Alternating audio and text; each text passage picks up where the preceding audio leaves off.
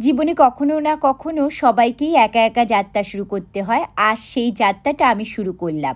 হায়দ্রাবাদ থেকে কলকাতা ফিরছি। এই প্রথমবার আমার সঙ্গে আমার মেয়ে বা হাসবেন্ড নেই। প্রথমে ওলা করে এয়ারপোর্টে এলাম, তারপর ডিজি অ্যাপের মাধ্যমে খুব সহজেই এয়ারপোর্টের ভেতরে ঢুকে গেলাম। লাগেজ জমা করলাম, এরপর মোবাইল, ব্যাগ, জিনিসপত্র, এমনকি আমি নিজেকেও স্ক্যান করে ভেতরে ঢুকে গেলাম। তারপর পেয়ে গেলাম আমার বোর্ডিং পাস। বোর্ডিং পাসে লেখা থাকবে তোমার প্লেনটা কোন গেট থেকে ছাড়ছে আর কোথায় যাচ্ছে। শুধু তোমায় খুঁজে একটু গেট নম্বরটা বার করে নিতে হবে। তারপর নিজের উপর বিশ্বাস রেখে প্লেনে উঠে যাবে আর পৌঁছে যাবে তোমার ডেস্টিনেশনে।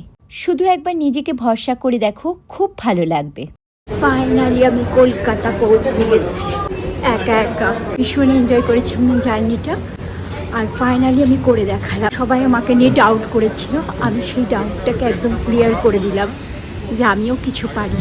যারা এখনও এয়ারপোর্টে ট্রাভেলিং করতে একা একা ভয় পাচ্ছ, তাদের জন্যই এই ছোট্ট ব্লগটা আমি বানিয়েছি। নিজের উপর কনফিডেন্স রেখে এগিয়ে যাও। আর কোনো অসুবিধা হলে কমেন্ট বক্সে কমেন্ট করো, আমি তোমাদের উত্তর অবশ্যই দেবো। ওকে, বাই।